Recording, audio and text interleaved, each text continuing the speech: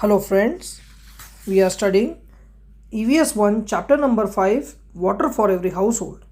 In the previous part, we learnt about various containers used to store water in our house, care of drinking water, some misbeliefs regarding storing of drinking water, use of cement or plastic tanks installed on the roofs of our houses, and how it supplies water to the whole building or house.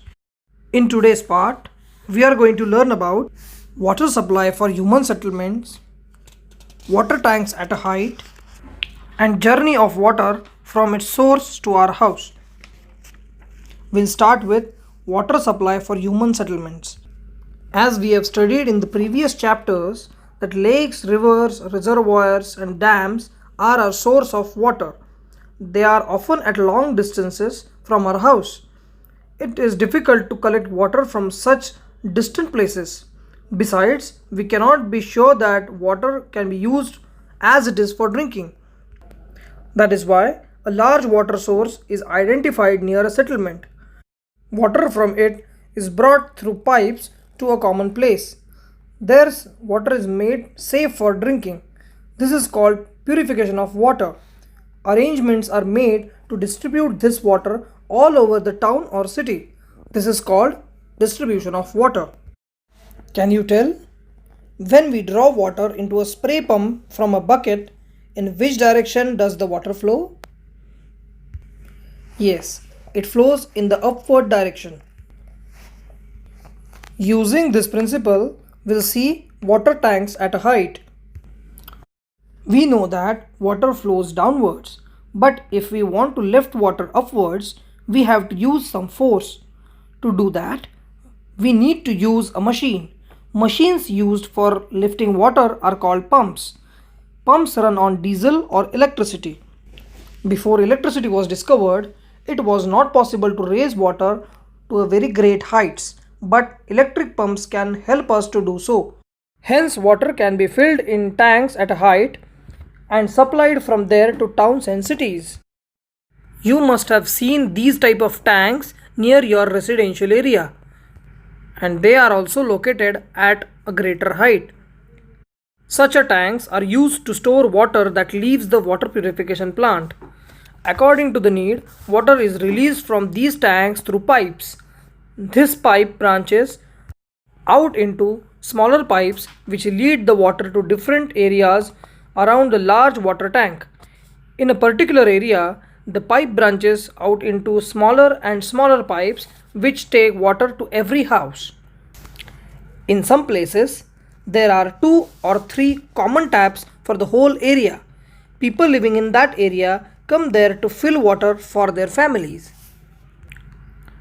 The adjacent picture will tell you how the water flows from its source to purification plant, from purification plant to water tower or the cement tank, and from there it is supplied through pipes to every household and other factories and industries. Do you know, human beings cannot live without water. Hence, it is necessary to have source of water as close as possible to where we live. That is why in olden days, cities grew on the banks of the rivers. There are many such cities in our country. Delhi is the capital of our country. It is situated on the banks of the river Yamuna in North India, Patna on the banks of the river Ganga in Bihar, and Nashik in Maharashtra on the banks of the rivers Godavari. These are some of the examples of ancient cities located on the banks of the rivers. You can find many such cities which are situated on the banks of the rivers.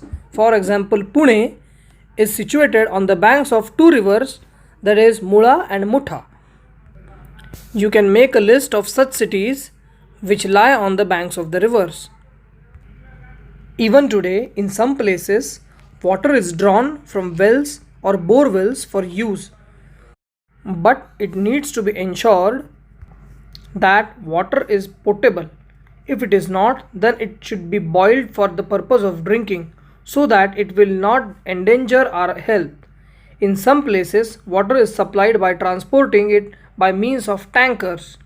Such places either don't have enough sources of water, or they have lack of rainfall, or there is a very less rainfall in that region. Can you tell how much water is required in your house every day?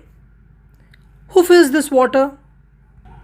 For you to understand the importance of water, you can carry out the following experiment. Take an empty bucket, lift it to get an idea of its weight. Now fill it with water and see how much heavier it becomes.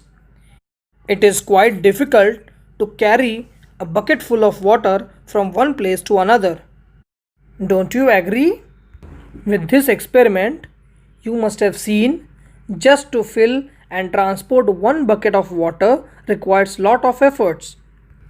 And when we waste a bucket full of water, we also waste the efforts which are required to carry this water from one place to another. So next time when you waste even a glass full of water, you must think about the efforts which are required to fill that glass, and make a habit that you will not waste water henceforth. Many people are engaged in the work of water purification, storage, and distribution. Electricity or diesel are used to run the machines for the purposes. A lot of money is spent on this work. Hence, potable water proves to be an expensive substance. We must take care of water just as we take care of our valuable things. We must not allow stored tap water to be wasted or being contaminated. So what can we do to save water without waste? If the water you have taken in a mug to wash your face is left over, will you throw it away or keep it for later use? While you brush your teeth, do you keep the tap running or do you turn it off in between? Do you throw away the water used for washing vegetables, fruits, etc., or do you water your plants with it? When washing things under a tap, do you turn it on fully or just enough? These are some of the points which we can think over when we are using water in order to save it and not to waste the water. So friends, what did we learn from this chapter? Here are some points which we learnt. We need water continually, so we must store it at home. A lid or tap on water container helps us to keep the water clean and make it easier to use. If drinking water is not potable, it can cause diseases. Therefore, special care must be taken of drinking water. Cities and towns have water purification centers and distribution systems.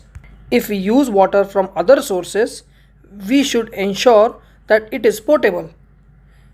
Obtaining potable water involves labor as well as expense.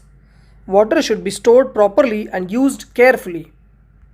Always remember, water is valuable. Take good care of it, and it will take a very good care of you.